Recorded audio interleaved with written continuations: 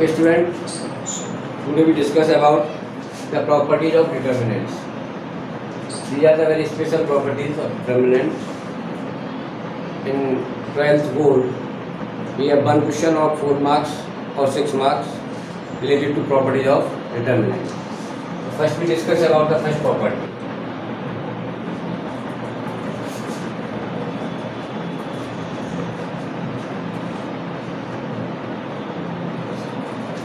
Now, for the value of the determinant remain unchanged if its rows and column are interchanged. यदि किसी determinant की रोज और column को interchange कर दिया जाए तो वैल्यू डिटर्मिनेंट की वैल्यू में कोई फर्क नहीं पड़ता है। एक तरीके से आप ये कह सकते हैं ट्रांसपोज हो गया एक तरीके से। कैसे? A1 A2 A3 B1 B2 B3 C1 C2 C3. पहली रो it become the first column, second row become the second column, and third row become the third column. The value of determinant remain same in if we change or interchange या rows and column. इसका मतलब ये हुआ C को आपने रो यानी column change into row या row change into column. Second property कहती है इफ एनी टू रो और column of determinant are interchange the sign of the determinant will be change. It means हमारे पास कोई वैल्यू है A1 A2 A3 B1 B2 B3 C1 C2 C3। मान लीजिए हमने चेंज किया R1 इंटरचेंज R3, चेंज आया हमारे पास C1 C2 C3 B1 B2 B3 A1 A2 A3, ये R3 आ गया, ये R1 आ गया। तो इसकी जो वैल्यू है वो क्या आ जाएगी? डेल्टा इक्वल टू माइनस और माइनस वैल्यू आ जाएगी। ठीक है, क्लियर? थर्ड प्रॉपर्टी क्या कह रही है? इफ एनी टू रोज और column of a determinant are identical then the value of a determinant is zero. Suppose करिए हमारे पास डिटरमिनेंट है A1 A2 A3 B1 B2 B3 A1 A2 A3। अब यहाँ से आप देखें तो रो 1 और row 3 are identical. Any two rows और कॉलम भी हो सकते हैं और रो भी हो सकती हैं। यहाँ पे रो 1 और row 3 are identical, that's why value of determinant will be zero.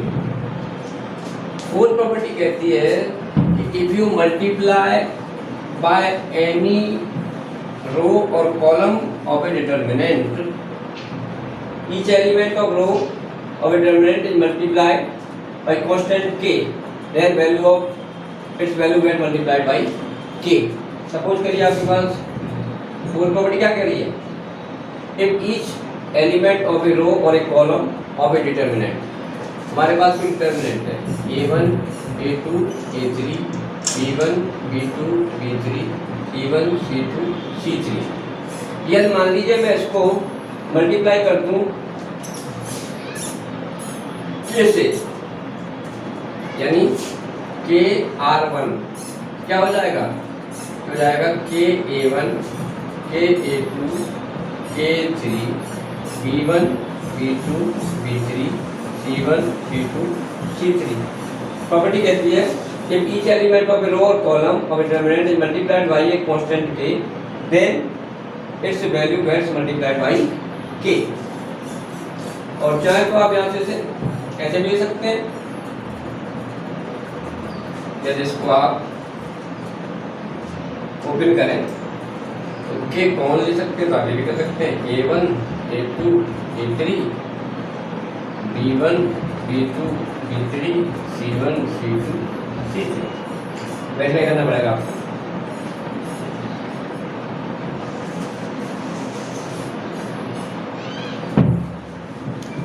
Fifth property कहती है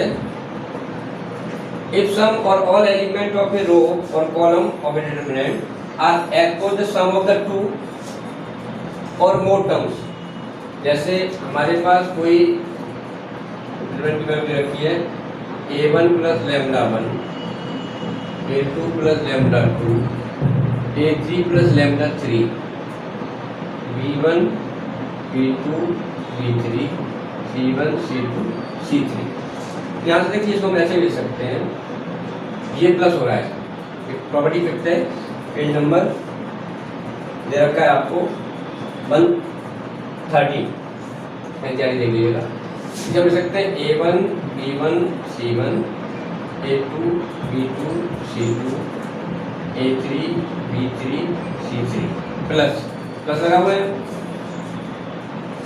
अब lambda 1 b1 c1 lambda 2 b2 c2 और lambda 3 b3 c3। Now you can expand along row 1 and also you can expand this one and find the value।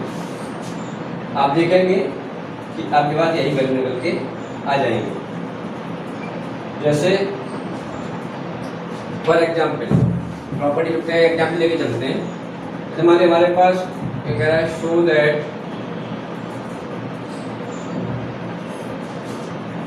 A b c a plus 2x b plus 2x c plus 2x x y z equal to 0। अब इनमें क्या बताया था, इसको हम लिख सकते हैं a x b b y c c z plus okay a 2x क्योंकि दिया आएगा और x, ठीक है, b 2y और 2x का दूसरे का था 2y, यहाँ पे था 2z, तो 2x 2y और y, c 2z z, okay. अब देखिए यहाँ से 2 we can take common from root 2 r2, तो हम कह सकते हैं।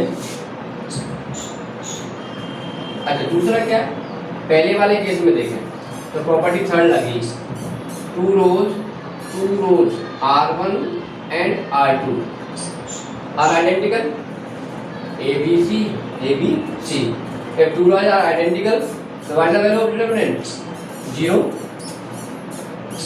तो यहाँ पे इसकी वैल्यू आ गई 0 प्लस 2 आपने कॉमन लिया था, इससे क्या रह गया a b c x y z। अब here you also see that the row 2 and row 3 r2 and r3 are identical। तो whenever we have two rows or column are identical, the value of the whole determinant will be 0। It means 0 plus 2 into 0, it means 0 plus 0, that is 0। So in this question we have to use property 3 and property 5। Is that clear? Okay।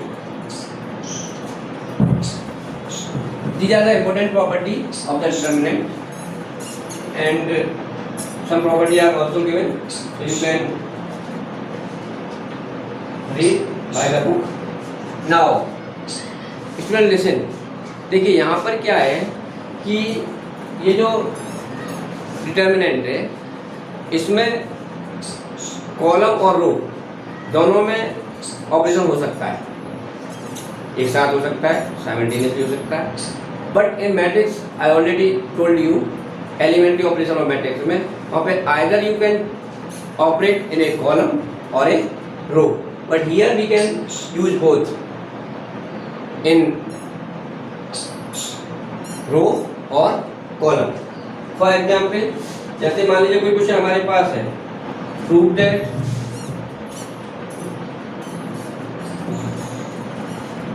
a plus b plus c 2a 3a plus 2b 4a plus 3b plus 2c 3a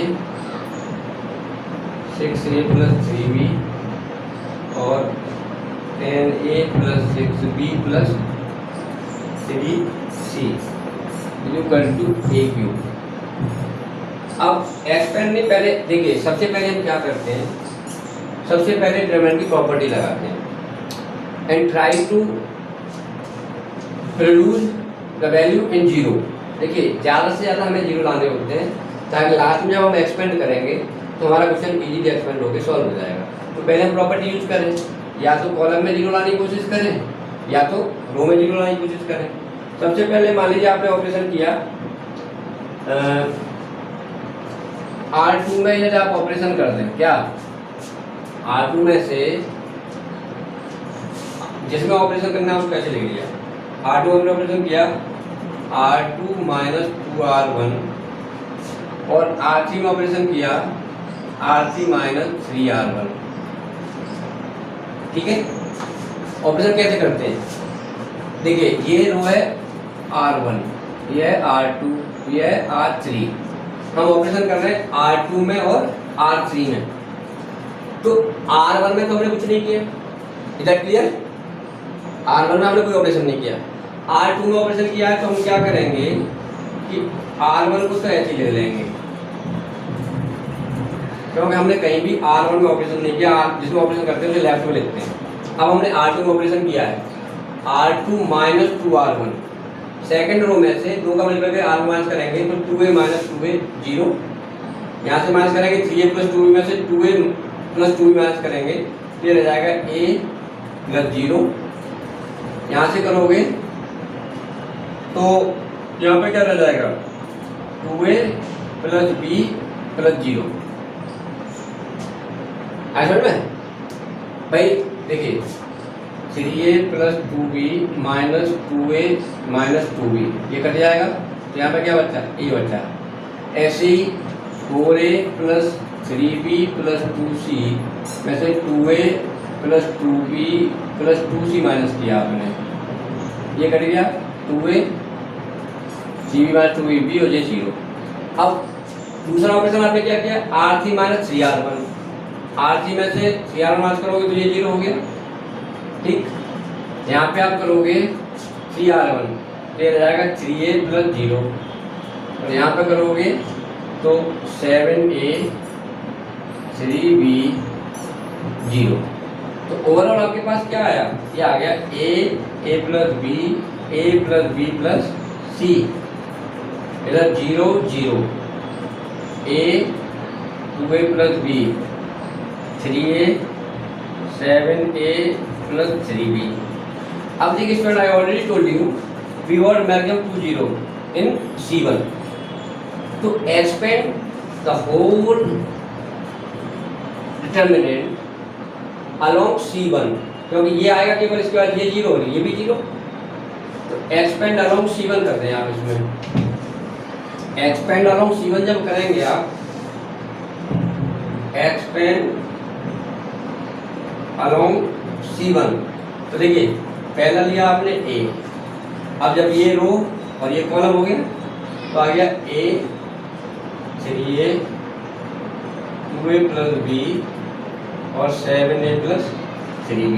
फिर आप करते हैं इसको तो plus minus plus minus plus minus plus minus plus, तो minus 0 plus 0 तो पूरा 0 हो जाएगा। अब आप क्या करें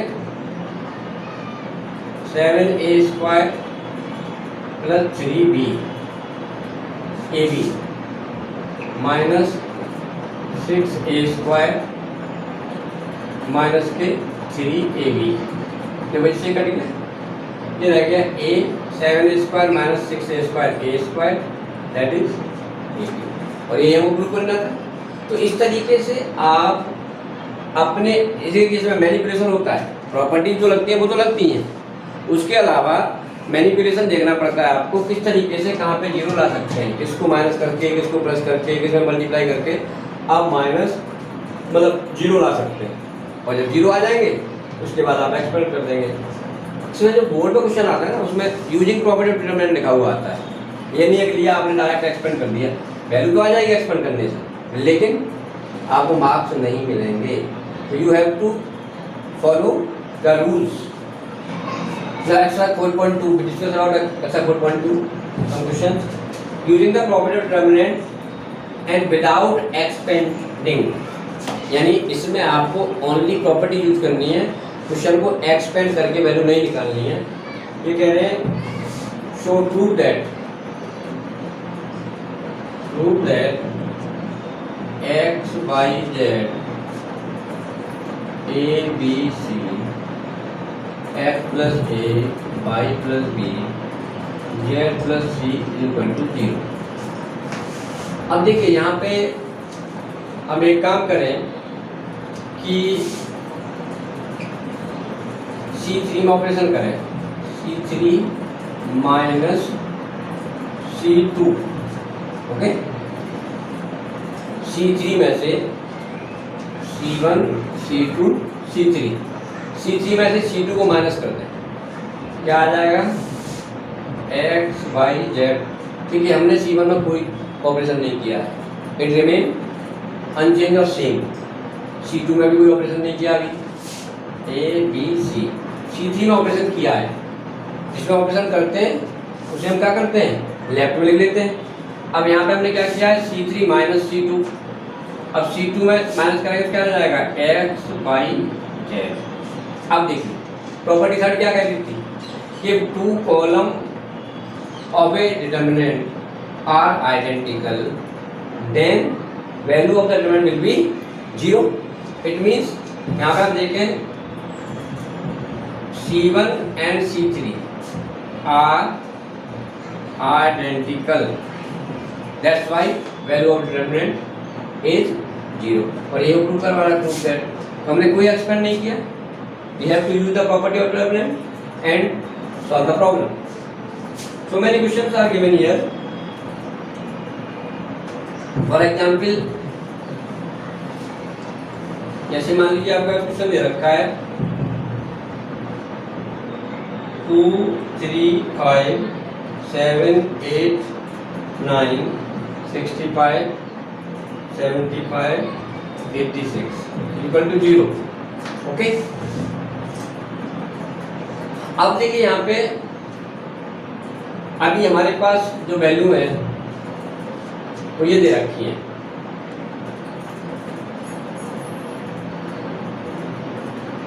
इसमें हम मल्टीप्लाई करते हैं C2 में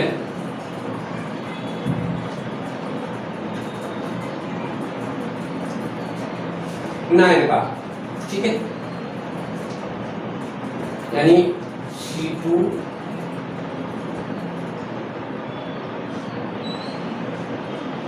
या ऐसा करें C3, ठीक है, माइनस 9 C2। यदि हम ये करते हैं तो क्या वैल्यू आ जाएगी हमारे पास 2 3 5 7 8 9। अब देखिए C3 है 9 7 जा 63 63 माइनस के 65 में से 2 बचा, 9 8 जा 72, 73 में से माइनस किया तो क्या बचा 3 बचा, 9 9 जा 81, 86 माइनस किया तो क्या बचा 5 बचा। अब ये you see that C1 and C3 are identical, 2 3 5 2 3 5, that's why value of determinant will be 0. तो up to question number 7, no, up to question number 5, you solve the question by only using the property of determinant without expansion, and 6 onward we discuss about tomorrow up to 14 by using property as well as expansion and try to solve the problem. The very important topic students, यहाँ से question 4 number का आना ही आना है हर हाल में। दूसरा यहाँ पर आपका जो कभी कभी 6 मार्क्स का क्वेश्चन भी आ जाता है यहाँ से, तो इसको अच्छे से समझ लीजिएगा और होमवर्क में आप कर लें। Try to complete exercise 4.2 up to question 7। बाकी नेक्स्ट करवाएंगे आपको। That's all for today. Okay.